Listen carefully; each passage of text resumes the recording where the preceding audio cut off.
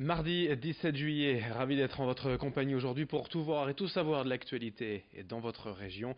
En images, en 8 minutes, voici le journal préparé par l'ensemble de la rédaction avec d'abord vos prévisions météo, un temps moins lourd, moins pesant, un peu plus agréable qu'hier avec toujours autant de soleil tout de même, du soleil, du ciel bleu, quelques rares passages nuageux mais surtout des températures en légère baisse. 21 degrés à Dunkerque, 22 à Boulogne et à Calais, 23 à Saint-Omer et 25 degrés à Lille pour les maximales régionales. La météo complète bien évidemment après ce journal. À la une tout d'abord, évoquons les violences sur les personnes âgées. Un fléau bien plus important qu'on ne le croit aujourd'hui, selon l'association Allo Maltraitance Nord-Pas-de-Calais.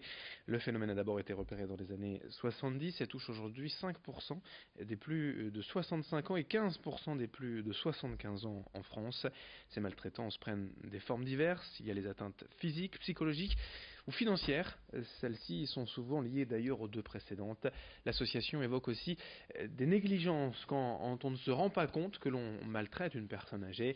Dans la région, l'association propose donc un service d'écoute, d'aide téléphonique pour conseiller, guider les personnes se sentant maltraitées. C'est au 39 77, explication avec une responsable de l'association.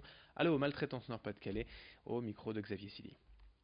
Les gens du Nord sont sensibilisés à la prévention de la maltraitance. Depuis plusieurs décennies, depuis les années 90, dans le département du Nord, la prévention de la maltraitance et la démarche qualité bien-traitance, qui n'est pas du tout le pendant de la maltraitance, mais qui est une démarche qualité dans les institutions d'abord, et puis maintenant qui entre dans les domiciles, eh bien, on travaille dessus.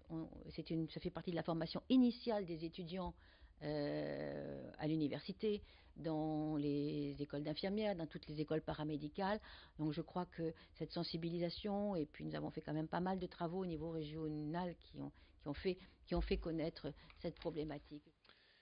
Autre image dans l'actualité dans cette édition, sur le littoral à Blériot-Plage, la semaine dernière, une douzaine de chalets de plage ont été vandalisés durant la nuit. Et ce n'est malheureusement pas une première, ce genre de dégradation survient régulièrement durant l'été. L'an dernier, l'association des chalets Castor avait ainsi enregistré plus de 80 actes de vandalisme. On en est déjà à 40, 16 saisons. À chaque fois pour les propriétaires, les réparations coûtent cher, de quelques dizaines à plusieurs centaines d'euros par chalet, selon l'association. En réponse, ses membres organisent régulièrement des maraudes le soir, mais ils ne peuvent pas tourner durant toute la nuit. Ils en appellent donc à la ville de Sangatte pour une aide policière. Or, la ville n'est pas dotée aujourd'hui d'une police municipale. Sachez également que cette association des chalets Castor souhaite inscrire au patrimoine ces chalets traditionnels. Il le faudrait peut-être pour les protéger.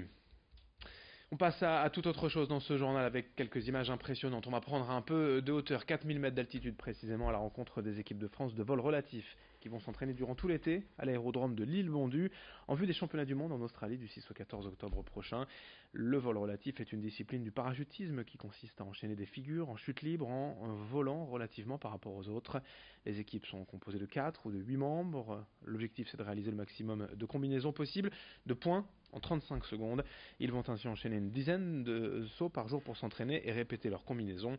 Les équipes de France de vol relatif à Lille, après plusieurs années à s'entraîner à Maubeuge et à Gap, entraîneur national Mathieu Bernier au micro de Brieux-Gorchy. Là, on est hébergé au sein du centre école de parachutisme de l'Île-Bondu. On est soutenu aussi par la Ligue et les Hauts-de-France. Donc l'aspect logistique, c'est le centre de l'Île-Bondu qui nous le fournit, c'est-à-dire l'avion, qui est le même type d'avion qu'on aura lors du championnat du monde en Australie à la fin de l'année, là. À savoir un Cessna Caravan, et tout le staff de Lille, le directeur technique Olivier Renou, qui mettent à notre disposition leurs infrastructures pour pouvoir nous entraîner. Donc le staff, l'avion, les plieurs, les caméramans, la zone de Lille, enfin voilà, toute cette organisation qui nous permet d'effectuer un entraînement de qualité. Le grand angle de rédaction également pour vous faire découvrir un site exceptionnel de la région à Arques, près de Saint-Omer, l'ascenseur à bateau du 19e siècle, longtemps abandonné. Il est en passe de retrouver son lustre d'antan. Reportage signé Xavier Silly. L'ascenseur à bateau des Fontinettes est devenu un édifice emblématique de la ville d'Arques. Depuis 2014, il a été classé monument historique. Inauguré en 1889, cet ouvrage d'art a révolutionné le monde du transport fluvial. Pourquoi ? Car son fonctionnement reposait uniquement sur la pression de l'eau. Christian Dirix, conseiller municipal à la vie associative, en sait quelque chose. C'est un monument qui a été fait pour remplacer les 7 écluses, parce qu'il y a une dénivellation de 13,30 m de différence. Et pour remplacer les 7 écluses qu'il y avait avant, nous avons fait l'ascenseur des Fontinettes. Ce qui permettait, disons, au bateau un bateau qui montait et un bateau qui descendait. Alors qu'avant, avec les 7 écluses qu'il y avait, il fallait 3 jours pour les montants et 2 jours pour les descendants. Disons, ça a été une avancée énorme pour les bateliers. Depuis l'arrêt des machines en 1967, l'édifice a subi les ravages du temps. Une association a permis son maintien en vie jusqu'en 2013 quand la mairie a repris le contrôle du monument et a décidé de le rénover. Un chantier à 8 millions d'euros qui en vaut la peine, c'est en tout cas ce qu'affirme Caroline Saudemont, la maire d'Arques. On ne peut pas le laisser dans cet état-là parce que, là, je vais faire une petite plaisanterie, mais le démolir, ça coûterait tout aussi cher presque que de le restaurer. Et pour l'économie et le tourisme de la région, c'est indispensable. Et je me dis aussi que malgré son état qui n'est pas terrible parce qu'il n'a pas été assez entretenu, qu'il y a quand même pas mal de visiteurs.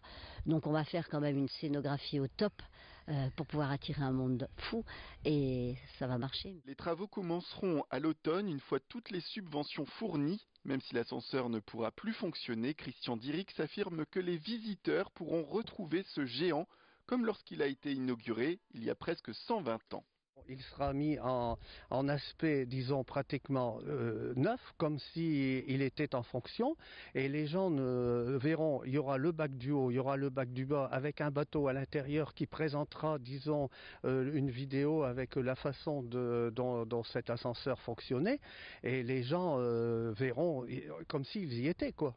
Une rénovation pour continuer à développer le tourisme à Arques. Déjà, 3500 personnes viennent chaque année du monde entier pour visiter ce seul ascenseur à bateau français. Fin de cette édition, merci à vous de l'avoir suivi. Très belle journée à toutes et à tous en notre compagnie. D'autres infos bien sûr dès le prochain quart d'heure.